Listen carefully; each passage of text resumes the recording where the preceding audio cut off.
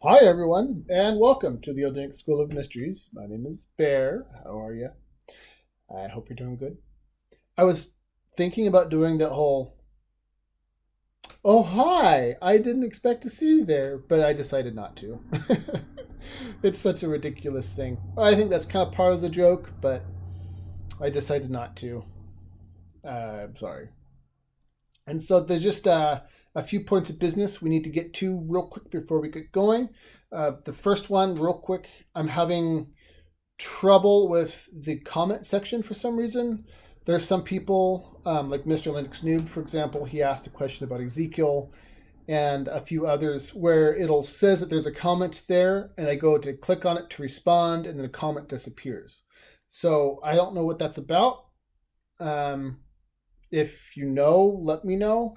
But I'm not ignoring you, I promise. It's just for some reason I'm having this issue and I don't know why it's happening. So, Mr. Linux New, I apologize. I don't know what to do about it. Excuse me. And the second thing is I'm not going to be able to produce any videos for the next 2 or 3 weeks because there's a project that my teacher has asked me to do and I have to dig into it. And I have to put my nose to the grindstone and get it done, or as close to done as I can. This comes up sometimes. Sometimes this is a thing, and it requires a lot of time. And I'm sorry that it is going to affect this, but there's just some things that are out of my control. And so it just is what it is. I'm not gone forever. I'm still available by email. Um, so I'm not gone forever. I will be back, but I just have a short absence to take care of this project. Okay, is that all that good? I think when I come back, we might start doing Q&As again. It's been a while since I've done one. I would like to learn how to do live Q&As, but I don't know how to do that, and so I still need to figure out how to do that. So that will be a lot of fun. And so yeah, welcome to the new subscribers. This is going to be a fun one. I actually this one's called the Law of the Initiated, and the reason I decided to do this one is because I've gotten a lot of questions about, maybe not put in these specific words, but are more or less asking what I can and can't do. Like, what are the laws that govern mystery school initiates? What are the secrets that they're bidden to keep? And all of this kind of stuff. So, for starters, under normal circumstances, I'm not allowed. I wouldn't normally be allowed to do what I'm doing now, and that is just making a YouTube channel and telling everyone who wants to hear about it. That's not normal. That's not a typical thing. The general rule is you don't teach uninitiated people, or more specifically, you don't teach um, untested individuals. And because YouTube is an open place, anyone could come and listen or whatever.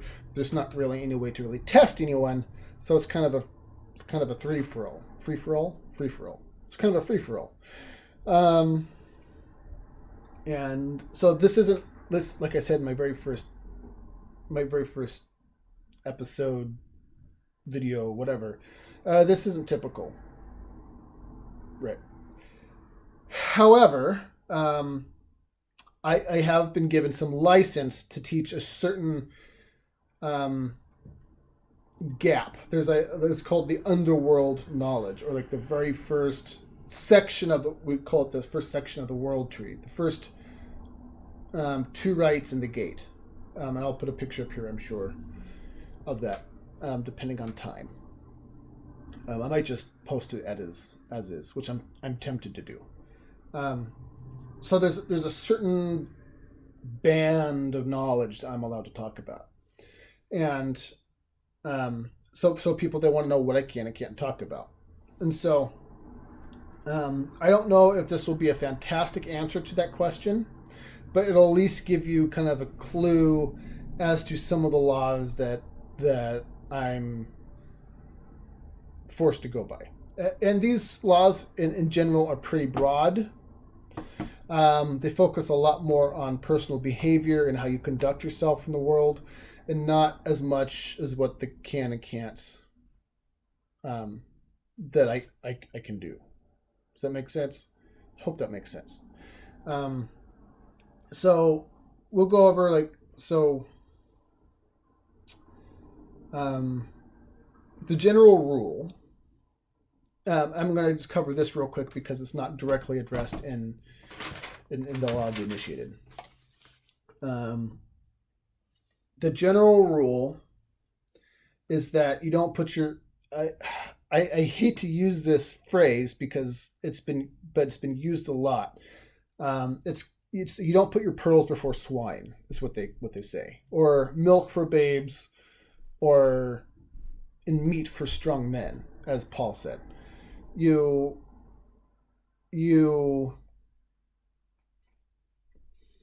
don't, how do you put it? I'm trying to be delicate, and I don't want to offend anyone, but I'm not sure that there's any way to get around it. There's some people who are not worthy of knowing this stuff, right?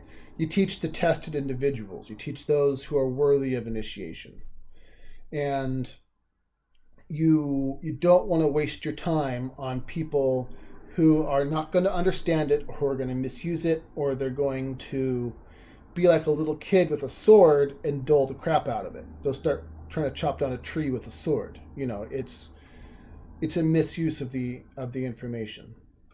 And so you're very, very, very selective, typically, on who you teach. And so there's a very thin band of information that I'm allowed to talk about. It's called the underworld knowledge. It's called the underworld knowledge. So the way that the world tree as a symbol is set up, you have the roots of the world tree, the bottom section, which is called the underworld. You have the next section, which is between the gates of the underworld and basically what Midgard is, and that's called the waters, which is the birth canal. And then you have earth, you have water, and then above where Midgard would be, and the bottom of Asgard is air, or the Bifrost, which is the air section, and then you have the top section, which is called the secret rites. And Masonry has a set of these too. They're absolutely never, ever, ever discussed to anyone who isn't already there. So for all intents and purposes, there's only 9, there's called the 9 steps of Odin to get up to the gates back to his home in Asgard. And we follow in his footsteps, right?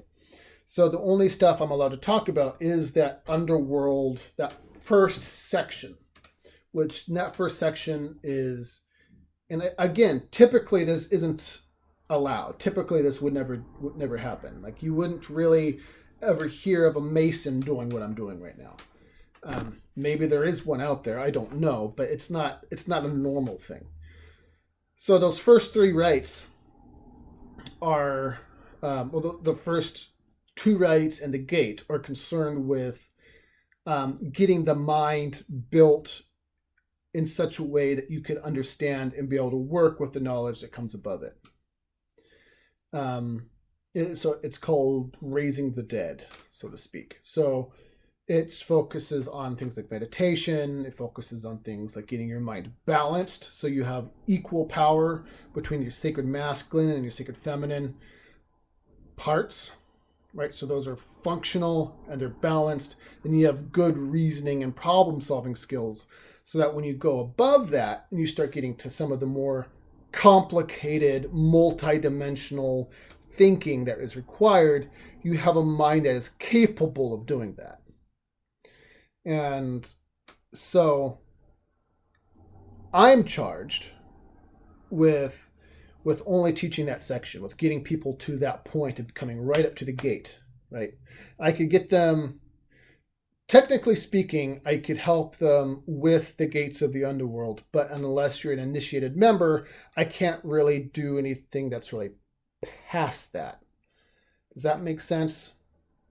There's a very sometimes I've really kind of touched that line, and it's really hard to do, to kind of know where that line is. So with most mystery schools, actually I can't say that because I don't know. My understanding is with most mystery schools, and it's my understanding that this is the case with the Masons as well. And again, I only use the Masons because everyone is aware of the Masons, right? They're a convenient thing to point to and say, look, we're like that. Does that make sense? It's my understanding that a true Mason who's worthy of the name, a true esoteric Mason, if you have a question about consciousness and you ask them, they'll answer it. They may not tell you the whole entire philosophy, but they're willing to answer it. And that's fairly typical of what we do. Like, let's say if you have a very specific question about something that's very specific, I can, for instance, answer it, but I can't lead you down the path and saying, oh, look, if you know this, well, you should be looking over here. That's awesome. I can't really do that. I could just answer your question as an island unto itself, and then I have to basically leave you to your own devices to figure out what comes next. Right.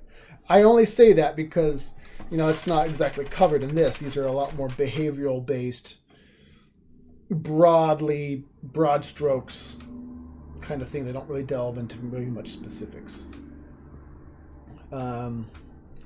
Okay, so there in our particular laws, there's 9. Some people have 10, some people have 12. I think the Masons, let's see, I think he's in here. Let's see, I think this is Morals and Dogma by Albert Pike. I think, I just want to double check. Yes, he has 10 written down. So I'm just going to have to take his word for it. So apparently the Masons have 10, according to Albert Pike. We have 9. 9 is a very sacred number to us, so that shouldn't be a huge surprise that we opted for 9 instead of 10. But that is just what it is. Excuse me. Okay. Hi. So the laws of the initiated. So number 1. Honor the creator of all things, the All-Father, our patron, the gods, and or your personal deity. Remember them and be thankful to them, for all good gifts come from them. And this comes from, though it is technically possible to be in a mystery school and be an atheist, it's very rare. Most mystery schools hold to some kind of higher power. They believe in some kind of higher power. This is kind of what this is referring to. So, though it is not expressly taught in the Norse philosophy, we hold to the idea that there is a creator of all things, whoever that might be. And so we, so that's what we would call like the creator of all things, the creator of all things. And then you have the All-Father, which is Odin. So what we call is our patron deity. He's the one that our mystery school is built around. It's his dying god myth is what all our mystery school philosophy is built on his story. And I don't know if the Masons consider Hiram-Abiff a deity or not, but the Hiram-Abiff is the dying god myth of which all of the Masonic philosophy is built around. He's their particular dying god myth. Clear as mud? Good. And some people have their personal deities. Mine is Odin. I also like Thoth quite a bit. My wife, she is deeply in love with Bridget, the Celtic goddess, who, depending on which scholar you talk to, either is equivalent to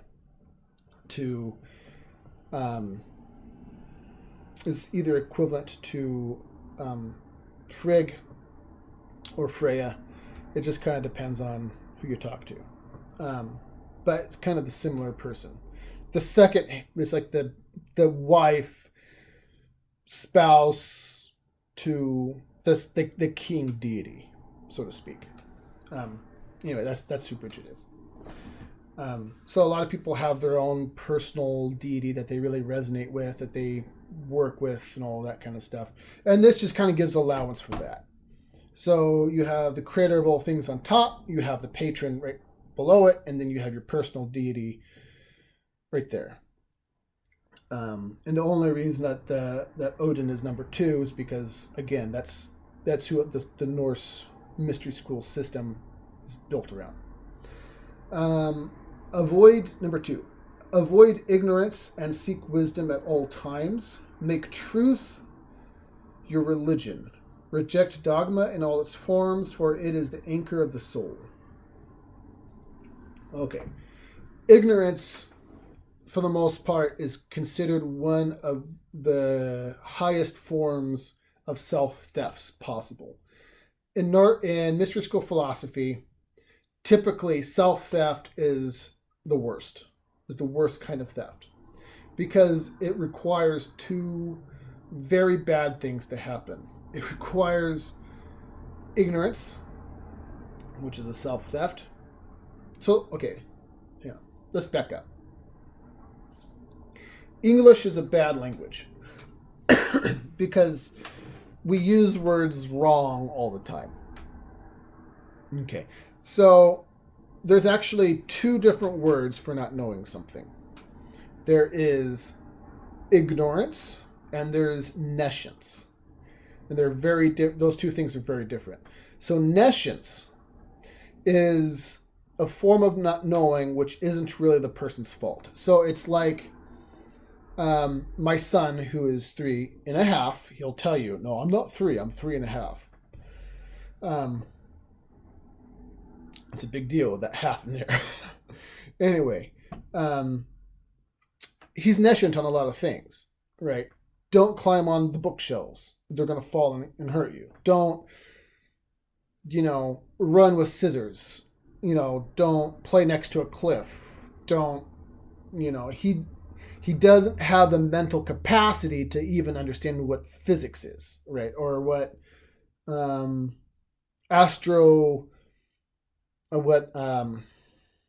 astrophysics is, or those. I'm probably saying that wrong.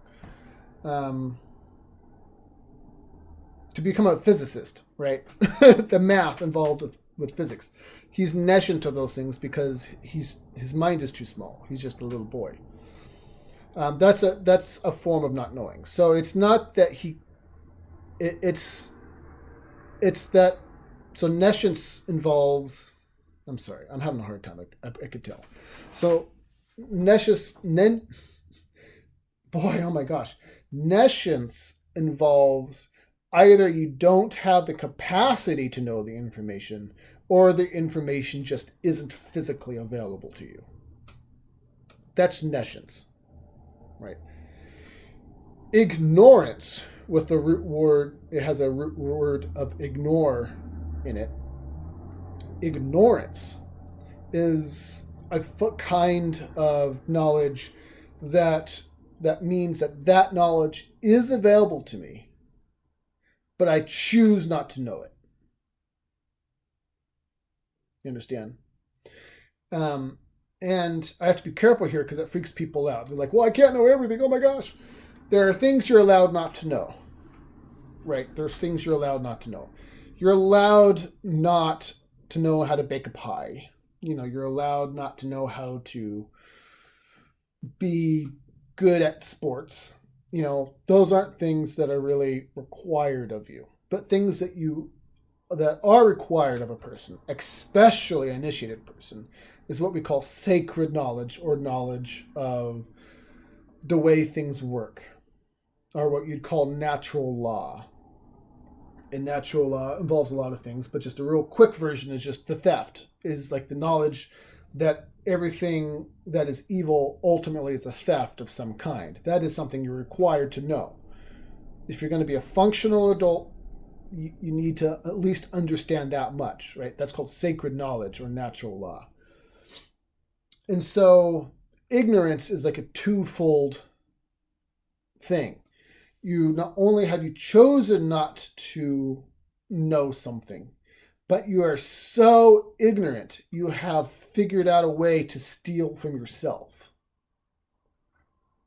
Right? So ignorance is a twofold whammy in terms of things that are bad. So ignorance is way up high on the hierarchy of things not to do. So avoid ignorance at all times. To the best of your ability. And I know it's impossible to know everything. No one expects you to know everything. But it is expected of you to avoid it as best as you can. Right? So avoid ignorance and seek wisdom at all times. And make truth your religion. The mystery school systems are not religions. They're not faith systems. The dogma is down here on the list a little bit. So we'll get to dogma. But the goal isn't to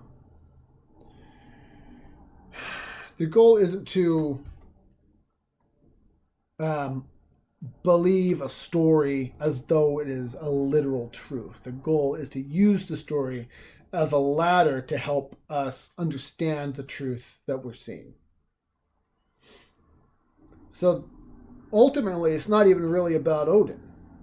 Ultimately, the story of Odin is just to get us off the ground so we could understand truth at a higher level, that's out there somewhere. Right. That's the first thing.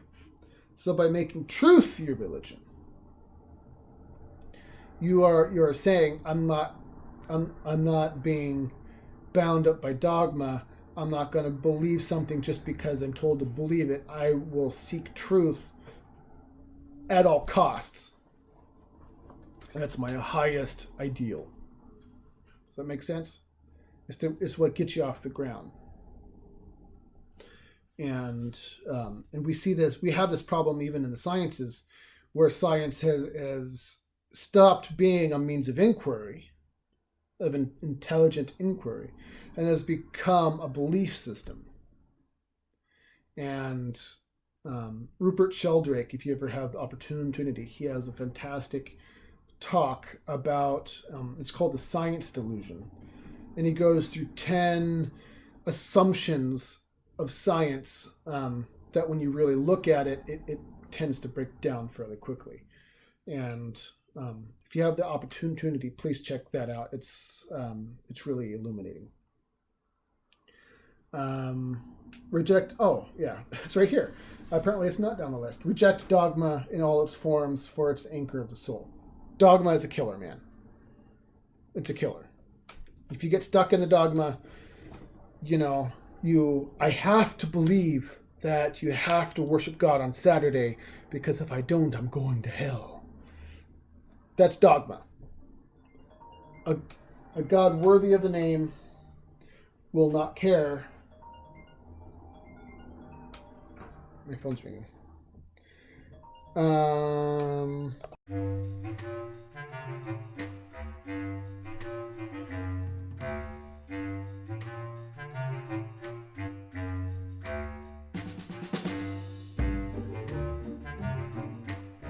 I'm back. Sorry, apparently my kid is sick. My wife is going to go pick him up. All right, so I apologize about that. Let's we'll continue.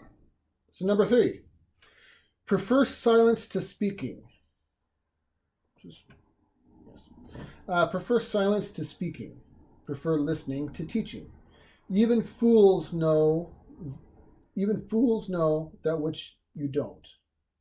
Likewise, when the wise man speak, listen intently and speak little. I'm going to read that again because I don't think I did it justice. Prefer silence to speaking. Prefer listening to teaching. Even fools know that which you don't. Likewise, when the wise speak, listen intently and speak little. And this is a very common one, actually, when it comes to here we go. When we come to like a lot of these lists, it's in the being silent and listening. It seems like like learning 101, but it's in the Havamal, it's in the Tao Te Ching, it's in the Corpus Hermeticum. I feel like it's in the Kabbalion, but I don't remember for sure.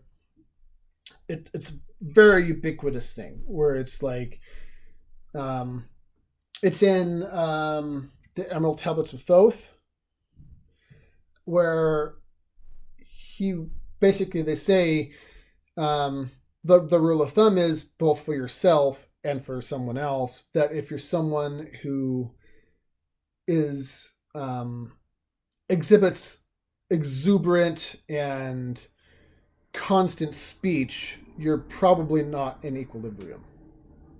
It's someone who's trying to put on airs. It's trying to say, look at me, I'm so smart.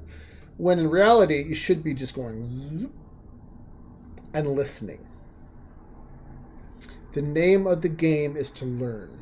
The name of the game is to grow. If you're too busy talking, if you're too busy trying to say your thing instead of listening to someone else, then you're not growing. You sever that ability to actually learn something. And, people might be confused about the second part of that, which is prefer listening to teaching. Again, it's better to be quiet. When you have the option to speak or the option to be quiet, it's preferable that you are silent.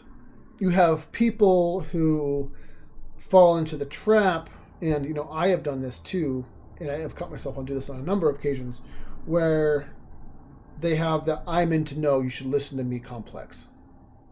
I'm the smart one, listen to me, you should shut up, I have the handle on truth.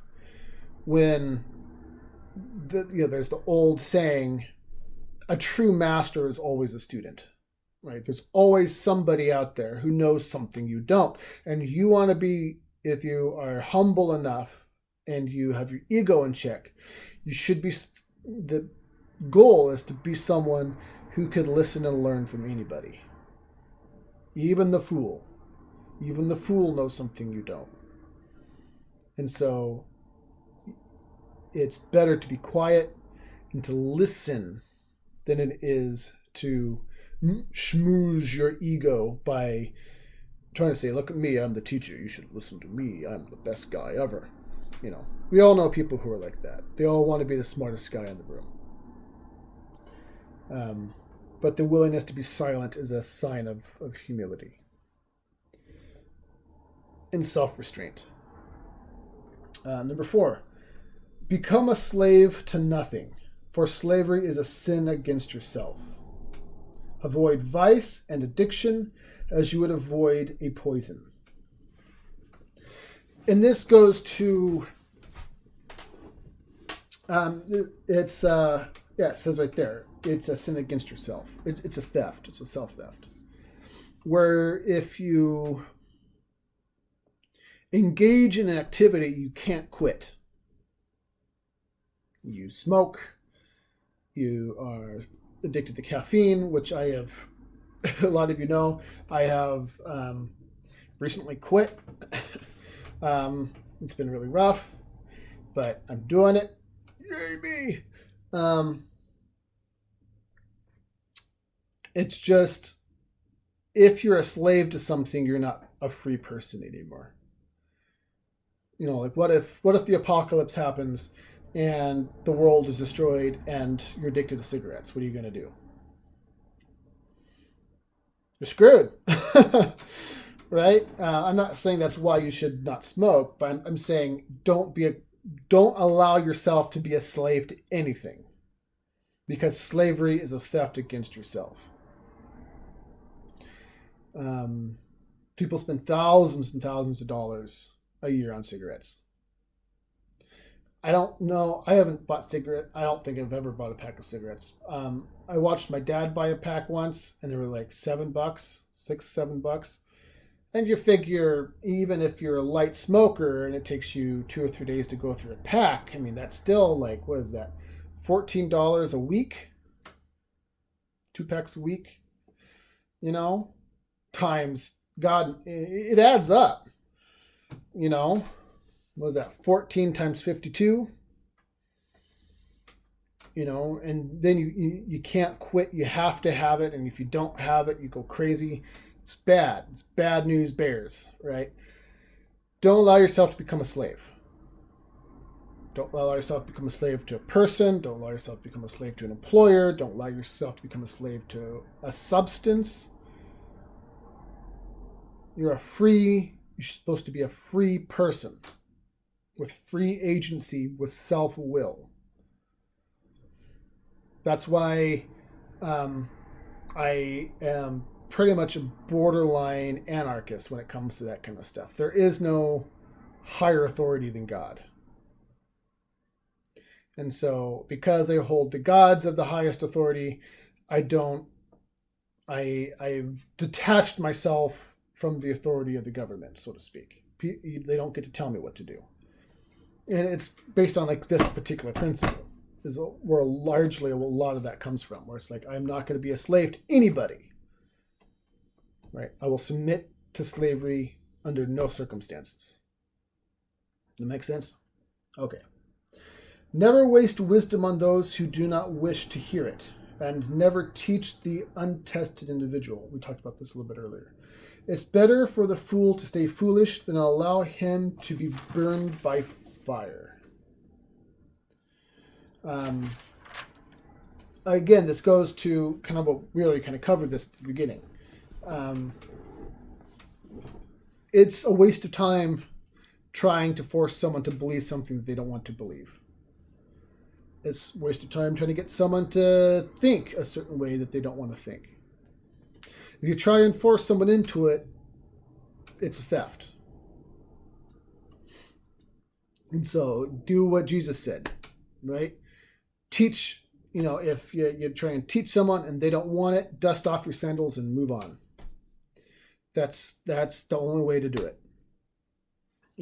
But we, in the mystery school system, we're a lot more strict about it, and we just don't teach untested individuals for the most part. I know this is a weird exception, what I'm doing here, but it's not typical. And so, in the more typical way that things happen is we just won't teach an untested person, right? In most cases, in most mystery schools, won't even teach someone who isn't an initiate. And that's why we're at this really tough spot, and that's partly why I'm doing this. Like the masonry system has kind of failed, so to speak. I've heard from a lot of different people that there isn't really any true esoteric Freemasons left. There's still a few of them kicking around, but it's mostly a boys' club.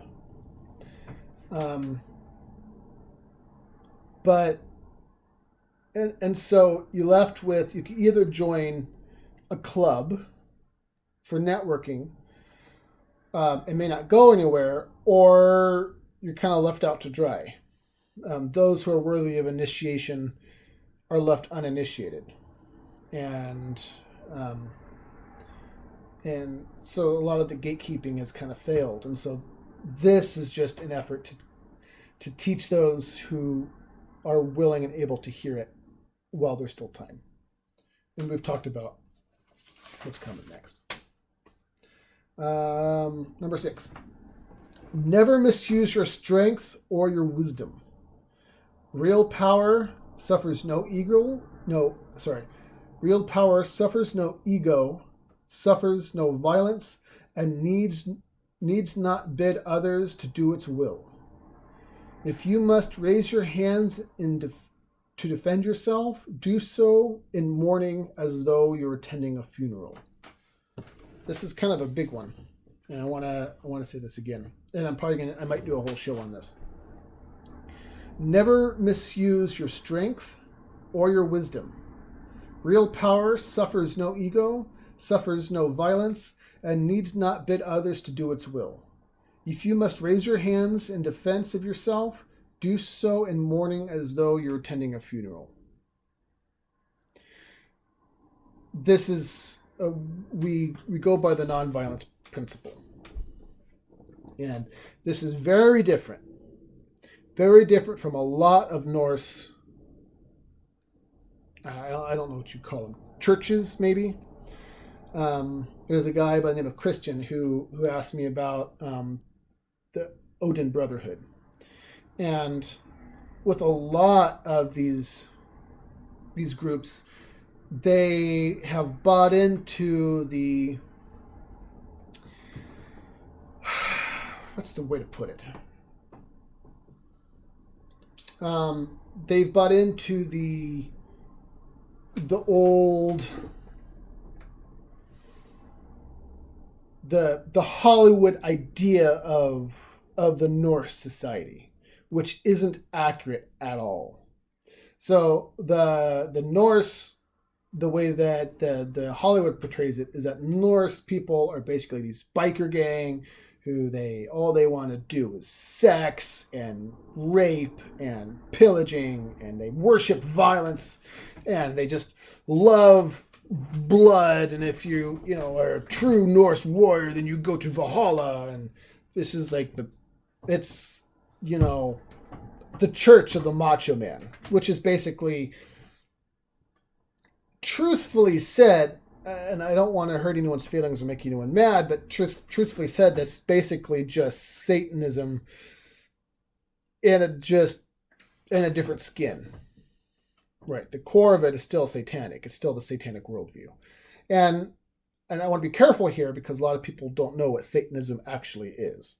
Satanism isn't the worship of Satan.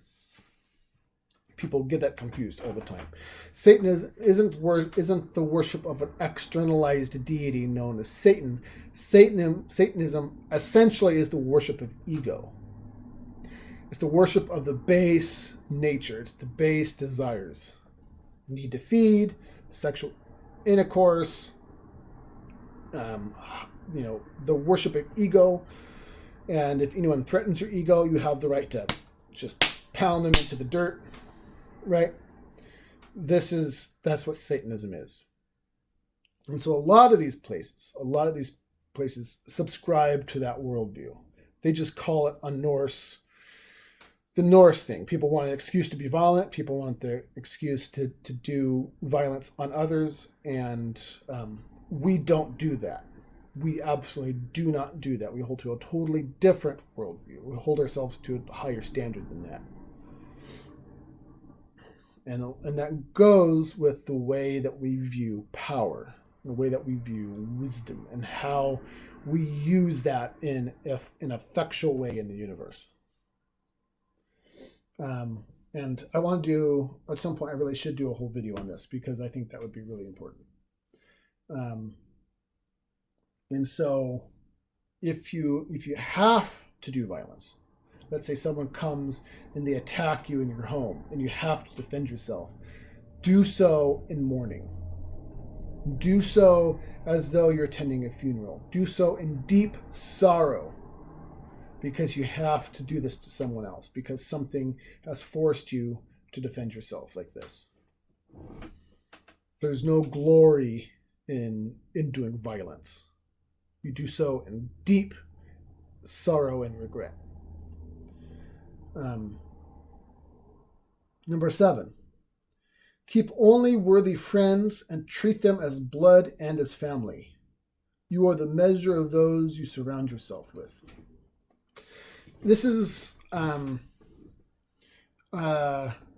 this is a good one, and this is something people don't I don't think really think much about. Dan Pena, who's a multi-billionaire, he's an asshole. Let's just be frank. He's an asshole. He admits he's an asshole. I don't advocate his lifestyle and I don't advocate his worldview. But he has a point when he says, you are who your friends are. He has kind of a mystery school of sorts too, but that's on how to become a billionaire. His job, what he likes to do is get people wealthy. And one of the first things on his list on do these things, you become rich, basically. One of the first things on the list is ditch poor friends. He'll typically probably mean like poor as in doesn't have a lot of money, but poor as in quality. You want to surround yourself with quality people. You don't want to go hang out with the people who are stuck in the base consciousness. You don't want to hang out with the people who are into fighting and into just doing drugs and not working and just all this stuff. Lazy people. You don't want to be associated with these kinds of people. Not only does it reflect bad on you, but they're a bad influence and they'll pull you down. And which is more, they reflect poorly on you. They reflect poorly on you. Don't waste your time with those kinds of people. It's a simple idea, but it goes a long way. Right? And especially if you're part of a mystery school, you are a representative of wisdom. You're the representative of a higher ideal, something that's bigger than yourself. And so if you are if you're hanging out with friends that aren't worthy of you, not only reflects poorly on you, but reflects poorly on the ideal that you are trying to put forward. Now, I'm not saying, so let's be careful. I'm not saying you shouldn't hang out with, how do I put it? Jesus hung out with a lot of people, right? But he had a group of 12 very close, intimate friends. And those are the people he actually hung out with. A lot of people met Jesus. He was out there with the hookers and the money collectors and the lowlifes and all that stuff. He was out there with those people. And that's fine and okay to do. It's okay to be around bad people.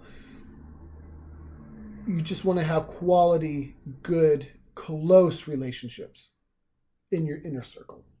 That's what I'm saying.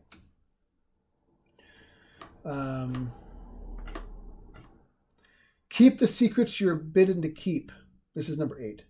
And teach those you are bidden to teach, as it is requited of you. Life is for the living, and death is for the dead. I'm going to read that again. Keep the secrets you're bidden to keep, and teach those you're bidden to teach, as it is requited of you. Life is for the living, and death is for the dead. So this kind of goes to what we talked about a bit at the beginning with the things I can and can't teach. The bit at the end, life is for the living and death is for the dead, is a nod to the world tree. We covered the world tree. The knowledge that is the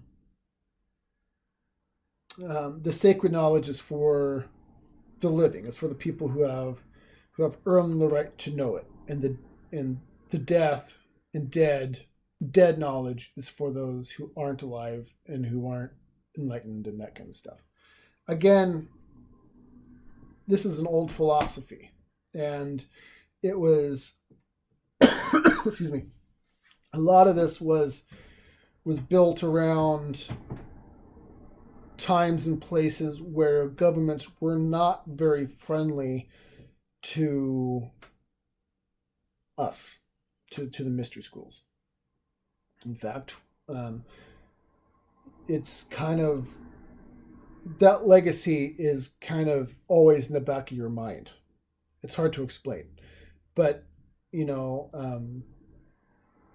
the Gnostics were burned slowly. The Cathars were burned slowly. Library of Alexandria was burned. All of the librarians and stuff that worked there were brutally tortured. The Templars were slow roasted. I mean, I could go on. I mean,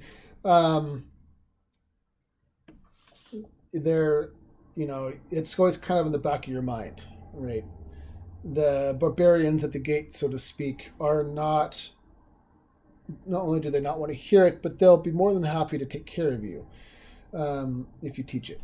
And so a lot of this was written down, and a lot of this philosophy was written down in light of those events. And I know it's not quite under the same pressure today as it was then, but it's still very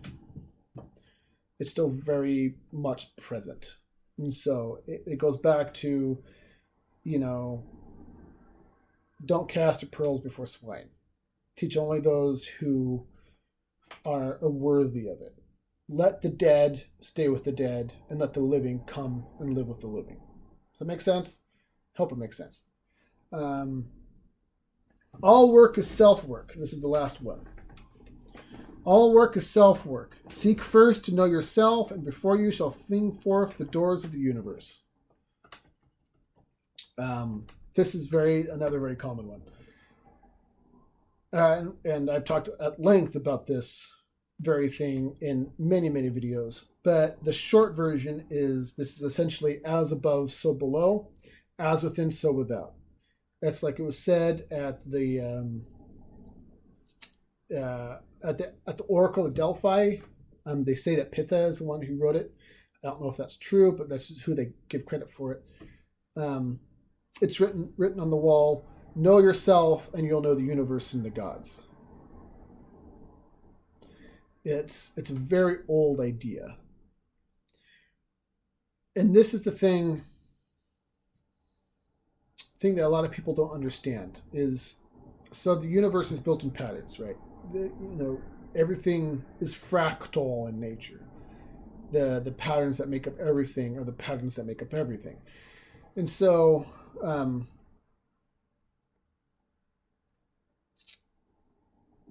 religious people, or people of a religious mindset, will often claim that they know God. Like, I know God. I know what he likes and what he doesn't like. In fact, I happen to know God thinks you should drive a Prius. There's actually an old Baptist joke I heard once that I thought was really funny, and it says that God always agrees with the preacher. And so so my question to a lot of these kinds of folks is, you don't even know yourself. You don't even know what motivates you. There's a friend of mine who has asked recently to become a student. And I have a lot of really heavy requirements for formal students. And their homework is very, very difficult.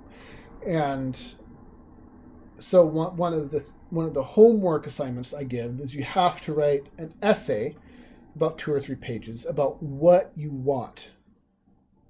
And it has to be written in the third person. And everyone says, oh, well, that's easy. And then very quickly they realize, oh, shit, this is a lot harder than I think. Because people think, okay, maybe I want power. You know, I've talked about this before. You know, maybe I want power. Well, no. Do I want power, or is power just a means to get what I actually want? Or, well, what do I actually want? It's very, very difficult. And it makes you kind of chop off all this excess fat. You start whittling this thing down until it becomes really, really small, you know. And it's very, very difficult homework to do, which is why most people don't do it. So good on you, Scott. You keep doing you, man. But it's but people say, I know God. I know what God wants. And it's like, you don't even know yourself. You don't even know yourself. You don't even know what motivates you. You don't even know what you want. And you're going to say that you know God? And it's one of those, it's just one of those things that a lot of this is kind of, to believe it or not, a lot of this is kind of designed to kill your ego. Right. It's designed to kind of chip away at that thing that holds you back. But if you can get to the point where you know what those things are, and you can get to the point where you can, where you realize all the little rooms inside yourself, all the little motivations you have, and you could identify your emotions and why you're having them. You could figure out the different personalities that exist within you. And that's something, people don't realize that. You have a lot of personalities within you. You have a war side, you have a peace side, you have a sexual side, you have, a wisdom god portion of you, you have a king portion of you. Parts of the gods are all represented in different personality types inside of you all the time. And you don't even know that stuff, and you want to say that you know God? So if you get to know yourself, you get to learn the intricacies of yourself, it forms a blueprint to the things that are more expansive than who you are. And so that's kind of part of it. And so those are the 9 laws of the initiated. Yeah, I hope you liked it. I had fun. Sorry I had to cut out in the middle. But I guess that just is what it is. Huh. Okay. Well, I don't think there's anything else I wanted to cover. Again, just as a recap, don't forget that I'm not going to be able to post any videos for a few weeks. I got the stuff I need to take care of. I know you're going to miss me. I'm sorry, but there's some things that just got to get done, and I don't want to get my ass kicked. And ass kickings hurt, and especially for my teacher. So, all right, you guys, I love you, and talk to you later. Bye.